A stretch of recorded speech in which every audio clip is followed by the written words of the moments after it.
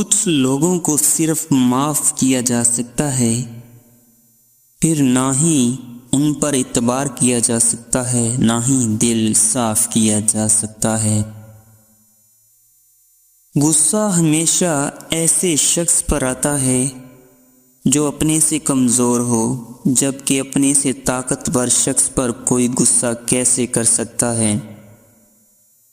بدلہ لینے سے پہلے یہ ضرور دیکھ لیا کرو کہ تم اپنے خدا کے نزدیک کتنے قصوروار ہو۔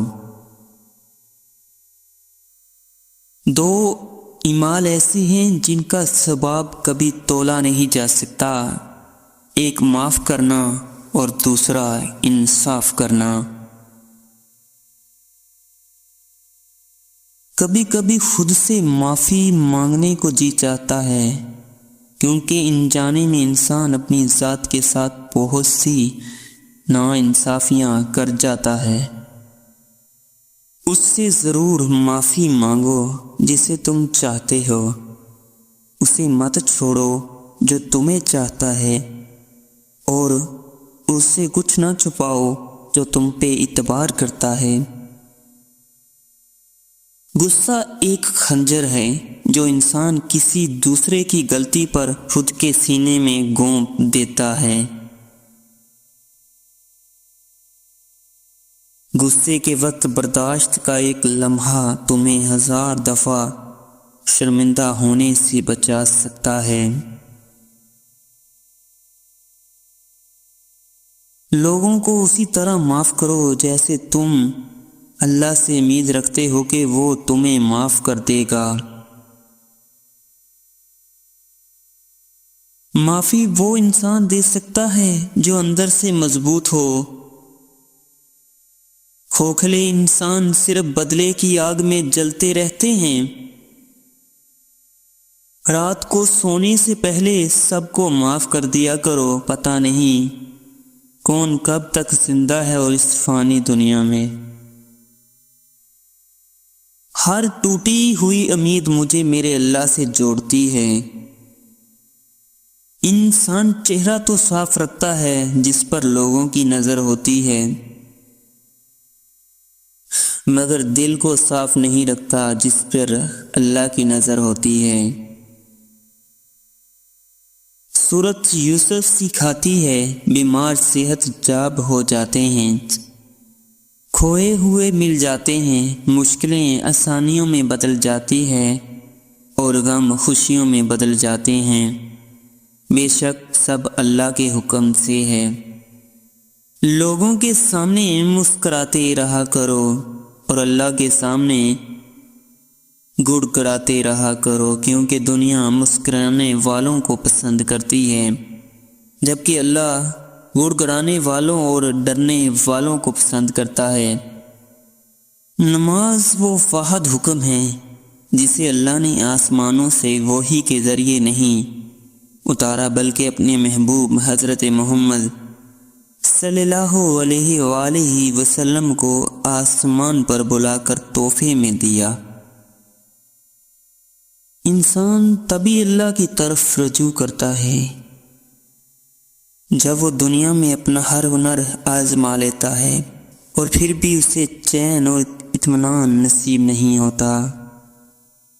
پھر اس کو یقین ہوتا ہے کہ صرف اللہ کی محبت کے سوا ہر محبت نے فنا ہو جانا ہے۔ اللہ نے انسان کو دل دیا ہے مگر اس کا سکون صرف اپنے پاس رکھا ہے۔ فرمایا یاد رکھو دل کا سکون صرف اللہ کی یاد میں ہے۔ آزمائش میں اللہ اذیت دینے کے لیے نہیں بلکہ کچھ سکھانے کے لیے ڈالتا ہے۔ جتنی جلدی سیکھ جاؤ گے اتنی جلدی وہ دور ہو جائے گی۔ جب اللہ راضی ہونے لگتا ہے تو بندے کو خود اپنے عیبوں کا پتہ لگنا شروع ہو جاتا ہے، اور یہی اس کی رحمت کی پہلی نشانی ہے۔ کھجور کی گٹھلی پر باریک سا جلی نما ایک چھلکا ہوتا ہے جسے خطمیر کہتے ہیں۔ اللہ فرماتا ہے انسان اس کا بھی مالک نہیں، پھر اکڑ کیسی؟ اس دینے والے کا دروازہ کبھی بند نہیں ہوتا، یہ تو لینے والے ہی دروازہ کھٹکھٹانا بھول جاتے ہیں۔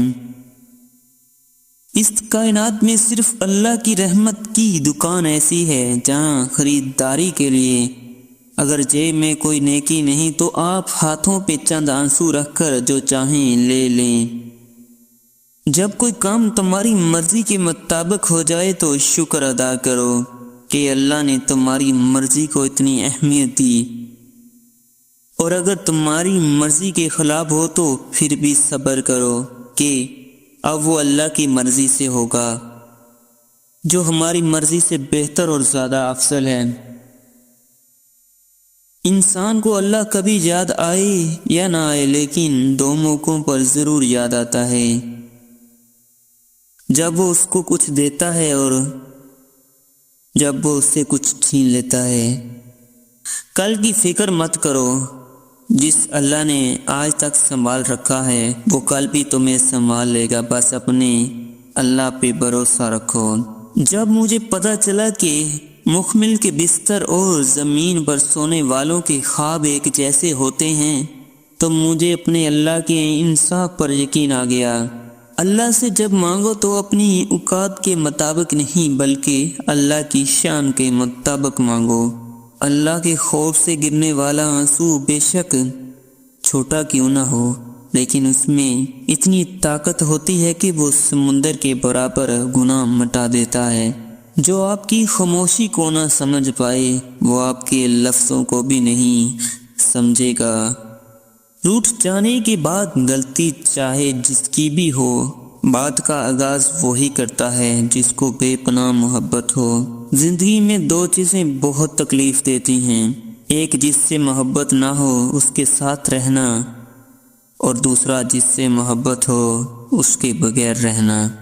رشتے تو ہمیں اسی روز مل جاتے ہیں جس دن ہم اس دنیا میں آتے ہیں، لیکن ان رشتوں سے محبت تب ملتی ہے جس دن ہم اس دنیا سے چلے جاتے ہیں۔ ایسا نہیں کہ مجھے تمہارے سوا کوئی نظر نہیں آتا، در حقیقت مجھے کسی اور کو دیکھنے کی چاہ ہی نہیں رہتی۔